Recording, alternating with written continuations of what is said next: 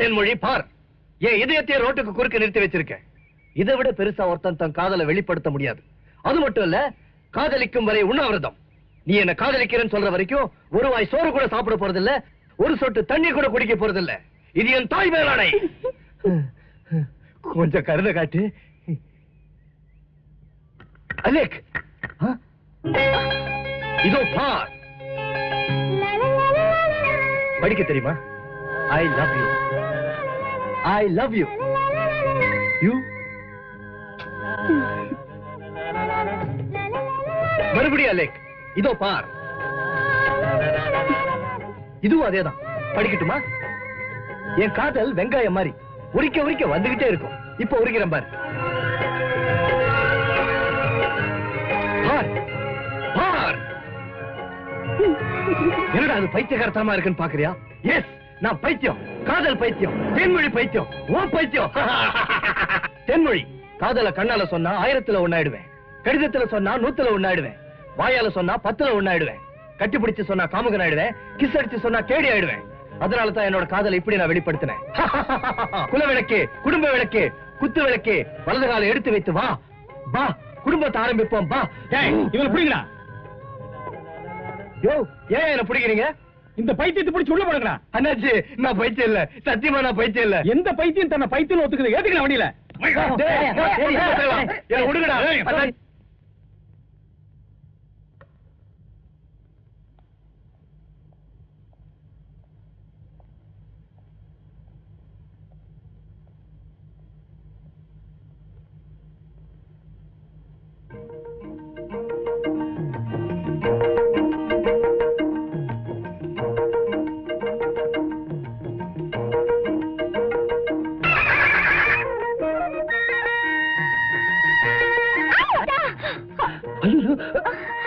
என்னடி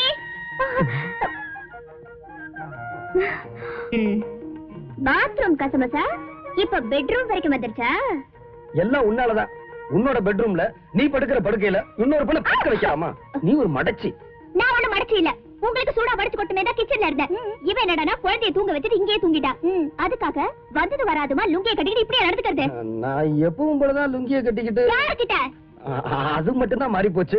ஆனா ஒண்ணும் நடக்கல. சீதா, உன் புருஷன் வெளியில தான் காவலன், வீட்டுக்குள்ள கோவலன். ஏய், கோவலன் கிவலன் சொல்லி குடும்பத்துல சிக்கல் ஏற்படுத்தாத. முடிய பாரு, திருவிழாவுல காணாம போன மாதிரி. சீதா, படுத்திருந்தது நீதான் நினைச்சு. இந்த ஐஸ் எல்லாம் வேணாம். நானும் தான் பாக்குறேன். நான் தான் நினைச்சு பாத்ரூம்ல கசமசா, நான் தான் நினைச்சு பெட்ரூம்லயும் கசமசா. ஆமா, நான் தெரியாம தான் கேக்குறேன். உங்களுக்கும் அந்த பொண்ணு மேல ஏதாவது கண்ணா? சேச்சி, சீதா, உன் பெர்சனாலிட்டி என்ன? அவ ஜனக் ஜனக் பாயல் பஜே. இதெல்லாம் ஒரு ஆக்சிடென்ட் நடந்தது. அது சீதா, ஒரு தடவை நடந்தா அது ஆக்சிடென்ட். அடிக்கடி நடந்தா அது ஆக்சிடென்ட் இல்ல, இன்சிடென்ட். ஏய் 50, உன்னையவே சீதா பெட்ரூம்ல வந்து படுக்க சொன்னது? படுத்தா படுத்திருக்கிறது பொண்டாட்டியா இல்ல பக்கத்து வீட்டுக்காரியான்னு தெரிஞ்சுக்காம கை போடுறதா? நான் என்ன பண்றது? கை போடும்போது சீதா இடுப்புமா இருந்தது. நீ வேற மூஞ்சிய மூடி படுத்துக்கிட்ட.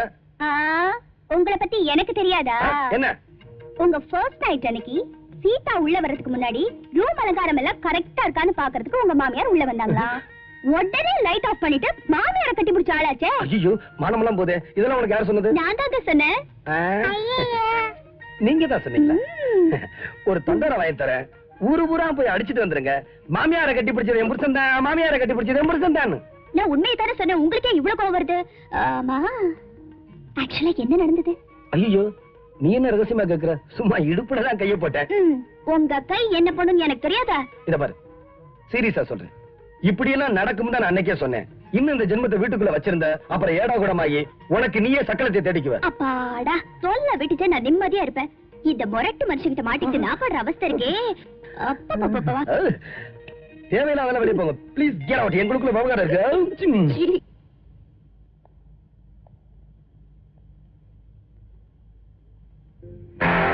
நீயா எங்க வந்த? சும்மா கொஞ்ச நேரம் உங்ககிட்ட கொஞ்சிட்டு போலான்னு வந்தேன். என் வீடு உனக்கு எப்படி தெரியும்? நான் ஒரு போலீஸ்காரன். அடிச்சா அடி வெளியே தெரியாது, ஆனா கண்ணு ரெண்டு வெளியே வந்துடும். மரியாதையா சொல்லிடு, எதுக்காக அவனை கொலை செஞ்ச? அந்த கொலையை செய்ய சொன்னது யாரு? அந்த கொலையை செய்யறதுக்காக எவ்வளவு பணம் வாங்கின? இல்ல சார், எனக்கு அந்த கொலைக்கு எந்த சம்மந்தம் இல்ல.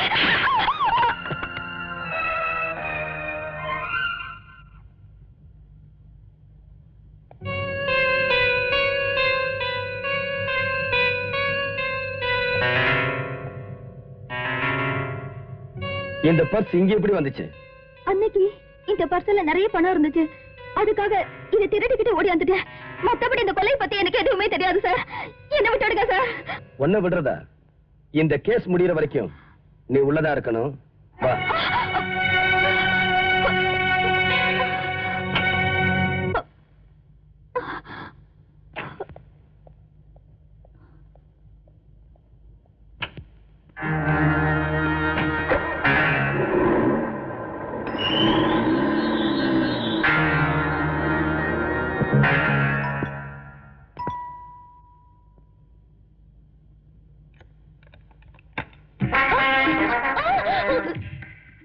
யாருன்னு கேட்க போற? ஏன்னா ஃபர்ஸ்ட் மீட் பண்றோம். என் ரூட்டா வேற.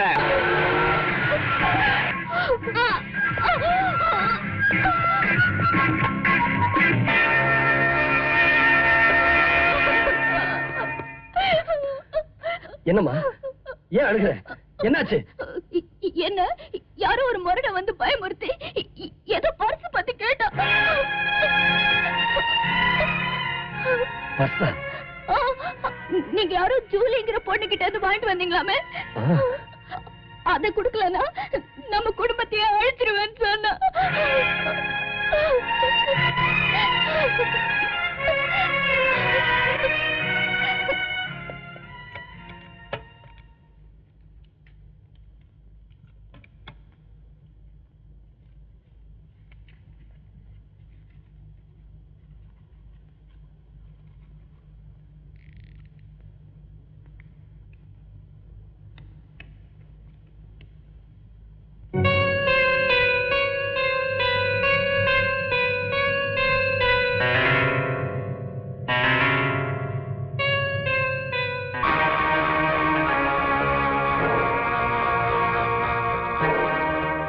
சார், ஒன்னு கொலை செய்யப்பட்ட கமிஷனரோட போட்டோ, இன்னொன்னு கொலைகாரனோட போட்டோ.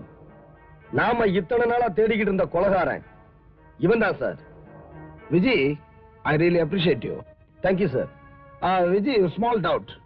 எவனோ ஒருத்தன் துப்பாக்கியோட போட்டோல நிக்கிறான், இதை வச்சு இவன் தான் கொலைகாரன் எப்படி ப்ரூவ் பண்ண முடியும்? சார், கமிஷனர் கொலை செய்யப்பட்ட தேதி என்ன? மார்ச் 3. கொலை செய்யப்பட்ட நேரம் 10:20 பதிவாயிருக்கு. எப்படி கொலை செய்யப்பட்டார்னு ரெக்கார்ட் ஆயிருக்கு? அண்ணா நகர் டவர்ல இருந்து யாரோ சுட்டாங்கன்னு ரெக்கார்ட் ஆயிருக்கு. இந்த போட்டோவை பாருங்க.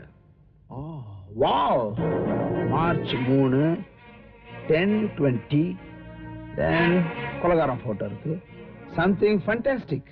விஜய், இவனை இமிடியேட் அரெஸ்ட் பண்ணுங்க. சார், அதுலதான் சார் ஒரு சின்ன சிக்கல் இருக்கு. என்ன சிக்கல்? இந்த போட்டோவை வச்சு கொலைகாரன் யாருன்னு கண்டுபிடிச்சிட்டேன். ஆனா அவன் எங்க இருக்கான்னு கண்டுபிடிக்கணும். ஏன் சார், இந்த போட்டோவை பத்திரிகையில போட்டு இவனை பத்தி தகவல் கொடுக்கிறவங்களுக்கு பரிசு கொடுக்கறோம்னு விளம்பரப்படுத்தின, அதுலதான் ஒரு சிக்கல். என்ன சிக்கல்? நீ பேப்பர்ல விளம்பரம் கொடுத்தன்னு வச்சுக்க, இவன் அலர்ட் ஆயிட்டா, வெளிநாட்டுக்கு ஓடிட்டா, நீ பட்ட கஷ்டமெல்லாம் வேஸ்ட் ஆயிடும்பா. நான் என்ன நினைக்கிறேன், இந்த கொலைகார சிட்டிக்குள்ளதான் இருக்கணும். நீ ரகசியமா அவன் இருக்கிற இடத்தை தெரிஞ்சுக்கிற, அவனுக்கு தெரியாமே அவனை நீ அரெஸ்ட் பண்ற. Yes sir, you are right. I am always right.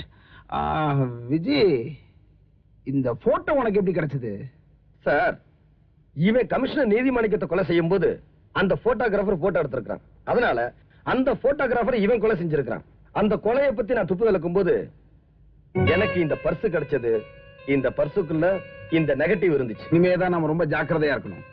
ஏன்னா கட்டு சொத்துக்குள்ள எலி புந்த மாதிரி நம்ம டிபார்ட்மெண்ட்குள்ளே எதிரி இருந்தா யாருக்கு தெரியும்? எனியோ, all the best. Thank you sir.